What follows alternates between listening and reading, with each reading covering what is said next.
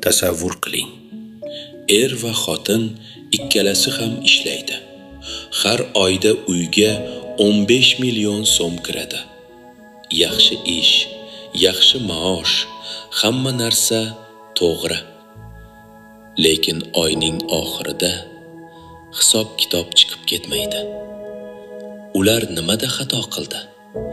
Nega ko'p ishlasalar ham o'zlarini moliyaviy jihatdan xavfsiz his qilishmaydi? Bugun biz bu savolga javob beramiz va bu javob sizni hayratga solishi mumkin. Ikki daromad tuzog'i. Bu iborani birinchi marta Elizabeth Warren ishlatdi. 2003-yilda yozgan kitobida. U shuni isbotladi. Ikki kishi ishlagan oila bitta kishi ishlaganiga qaraganda bankrotga ko'proq moyil bo'ladi. Bu gapni yana bir marta aytaman. Ikki daromad oilani boyitmaydi, balki uni moliyaviy jihatdan zaiflashtiradi. Lekin bu sizning yoki eringizning aybi emas. Bu tizimiy tuzoq. Ko'p odamlar shunday o'ylaydi. Men ko'p sarflayapman, shuning uchun pul qolmaydi. Lekin tadqiqotlar boshqacha narsa ko'rsatadi. Pul luksusga ketmayapti. Pul moda kiyimlarga, restoranlarga, sayohatlarga ketmayapti. Pul qayoqqa ketmoqda?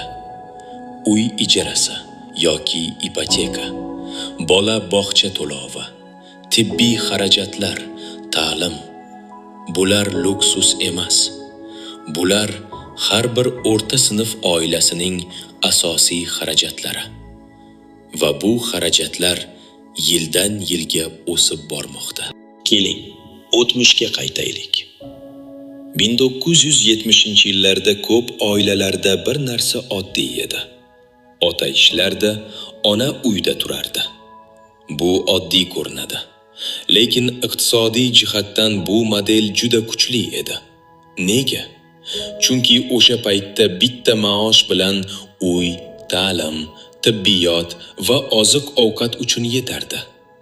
Eng muhimi, uyda o'tirgan ona oilaning sug'urta polisi edi.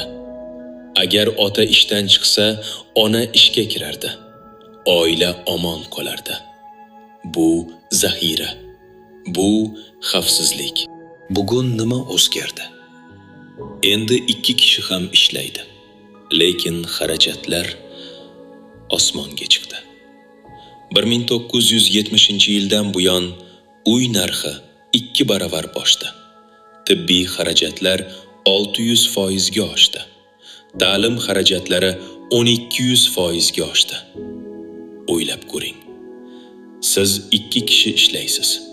Lekin endi zaxirangiz yo'q. Agar biri ishdan chiqsa, kredit to'lanmaydi. Uy sotilishi mumkin. Oila moliyaviy inqirozga kiradi. Endi asosiy savolga kelamiz. Ikkinchi maosh qayoqqa ketmoqda? Keling hisoblaylik. Xotin oyiga 10 million so'm oladi. Lekin bu 10 million sof kiradimi? Yo'q. Birinchi zarba soliqlar 28%. Qoladi 7 million 200 ming. Ikkinchi zarba bog'cha. Toshkentda 2 bolaga xususiy bog'cha 3 million 500 ming. Uchinchi zarba transport. Ikkinchi mashina, yoqilg'i, texnik xizmat 1 million 500 ming. Va nihoyat charchoq sarflari. 2 kishi ishlasa, uyda pishirishga vaqt qolmaydi. Tashqaridan ovqat, tozalovchi, qimmatroq xaridlar 1 million so'm. Natija 10 million so'mlik maoshdan 1 million 200 ming so'm qoladi. Soatiga atiga 80 ta 3 ming so'm. Keling, soliqlar haqida batafsilroq gaplashaylik. Ko'pchilik daromad solig'ini biladi, 13%. Lekin bular ham bor. Ijtimoiy sug'urta 8%. Pensiya ajratmasi 7%. Jami 28%. Ya'ni siz ishlagan har 10 so'mning deyarli 3 so'mi davlatga ketadi. siz uni hatto qo'lingizga olmasdan. Bu adolatsizlikmi? Balki. Lekin bu haqiqat. Va bu haqiqatni bilgan holda moliyaviy rejalashtirish kerak. Solihdan keyin 7.200.000 qoldi. Endi bog'cha. Toshkentda o'rtacha xususiy bog'cha oyiga 1.500.000 dan 2.500.000 gacha. 2 bola uchun hisoblang. 3.500.000 bir zarba. Endi transport. Ikkinchi mashina sotib olish kredit. Oyiga yoqilg'i o'rtacha. Texnik xizmat va ehtiyot qismlar, avtoturargoh, ish kiyim-kechak. Jami 1.300.000. 2 zarba. 7.200.000 dan 2.200.000 qoldi. Va bu hali hammasi emas. Charchoq sarflari. Bu iborani yaxshilab eslab qoling. 2 kishi to'liq ishlasa, uyda ovqat pishirishga vaqt qolmaydi. Tashqaridan ovqat buyurtma qilasiz. Uyni tozalashga kuch qolmaydi. Tozalovchi yollaysiz. Charchagansiz. Do'konga borish o'rniga qimmatroq va qulay joydan xarid qilasiz. Bu xarajatlar ko'rinmas. Lekin ular oyiga 1 million so'mdan oshadi. Endi jami hisob. 10 million so'm soliqlar, bog'cha, transport, charchoq sarflari va qoladi 1.200.000 so'm. Soatiga 80 ta 3.000 so'm. Uy ishi, stress va charchoq bilan birga. Keling, eng katta tuzog'i haqida gaplashaylik. Bank. Siz kreditga murojaat qilasiz. Bank nimani ko'radi? 2 maosh va shunga mos kredit beradi. Katta, juda katta. Endi siz bu kreditni to'lash uchun 2 maoshga majbur bo'lasiz. Har doim. Siz tanlash imkoniyatisiz. Agar xotiningiz ish qo'ymoqchi bo'lsa, kredit to'lanmaydi. Agar eringiz kasal bo'lib qolsa, kredit to'lanmaydi. Bank sizni bo'yitmadi. Bank sizni tizimga bog'ladi. Va siz bu tizimdan chiqib keta olmaysiz. Yaxshi maktab yaxshi mahallada. Yaxshi mahalla qimmat uy. Bu hammaga ma'lum. Lekin fikr qiling. Barcha ota-onalar o'sha yaxshi mahallaga ko'chishni xohlaydi. Bu talabni oshiradi. Talab oshsa, narx oshadi. Natijada siz aslida uy sotib olmayapsiz. Siz yashirin maktab to'lovini to'layapsiz. Oddiy mahallada ijara oyiga 3 million. Yaxshi maktab yonida 6 million. Elit maktab rayonida 12 million va undan ko'p. Farq 9 million so'm oyiga. Bu yashirin maktab to'lovi. Va bu to'lovni to'lash uchun ikkala ota-ona ham ishlashga majbur bo'ladi. Yana o'sha tuzoq. 1970-yillarda uyda o'tirgan ona oilaning sug'urta polisi edi. Bir kun ota ishdan chiqsa, ona ishga kirardi.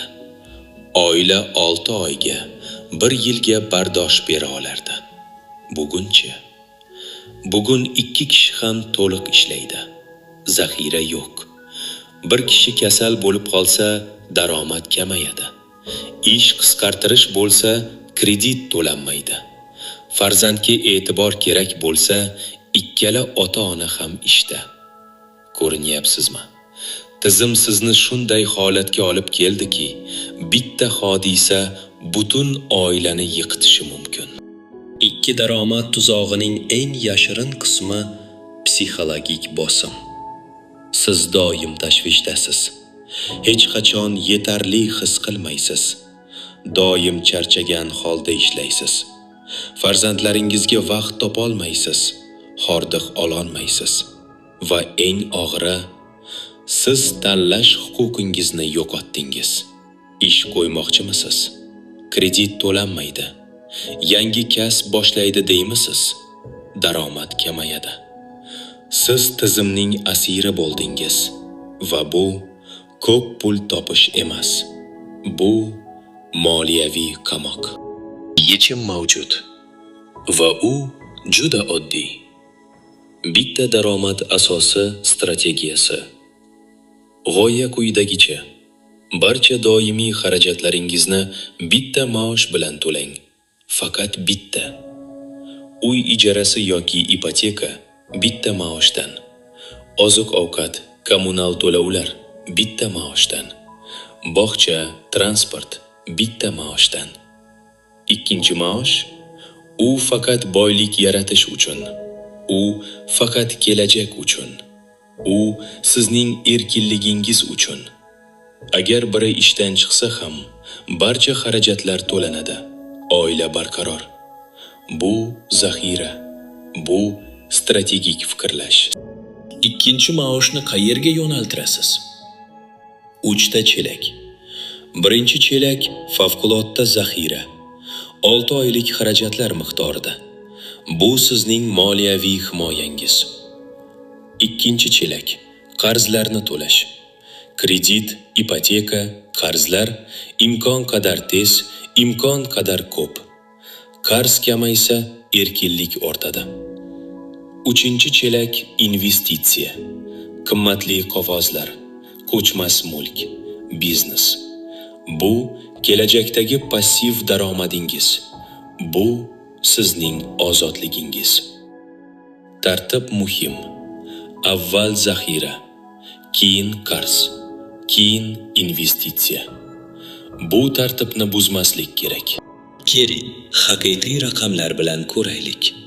Toshkentlik oila. Oyiga 12 million so'm oladi. Xotin oyiga 10 million so'm oladi.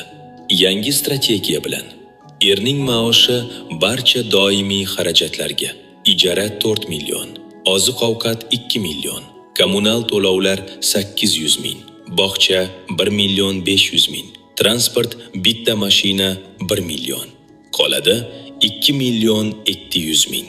Xotinning 10 million so'mi to'liq investitsiyaga.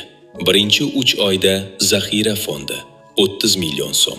Keyin har oyda 7-8 million investitsiya. 5 yil ichida 420-480 million so'm boylik. Bu sehrgarlik emas. Bu strategiya. Maqsad nima? 5 yildan 10 yildan so'ng siz tanlov huquqiga ega bo'lasiz.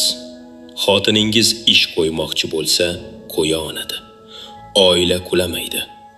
Eringiz yangi kasb boshlashni xohlasa, boshlaydi. Xavf yo'q. Kasallik yuz bersa, 6 oylik zaxira bor. Yangi imkoniyat kelsa, qabul qila olasiz. Mana bu haqiqiy boylik. Ko'p pul emas, ko'p mulk emas. Haqiqiy boylik moliyaviy erkinlik va tanlov huquqi. Xulosa: 2 kishi ishlash boylik emas. Siz tizimni o'zgartira olmaysiz, lekin siz tizim ichida strategik fikrlashingiz mumkin. Formula oddiy. Birinchi, maosh barqaror asos. Ikkinchi maosh boylik yaratish. 5-10 yil sabr va intizom bilan siz moliyaviy erkinlikka erishasiz. Agar bu video sizga foydali bo'lgan bo'lsa, like bosing. Kanaliga obuna bo'ling va bu videoni do'stlaringizga yuboring. Chunki bu ma'lumot ularning hayotini ham o'zgartirishi mumkin. Keyingi videoda biz investitsiya strategiyalarini ko'rib chiqamiz. Ko'rishguncha.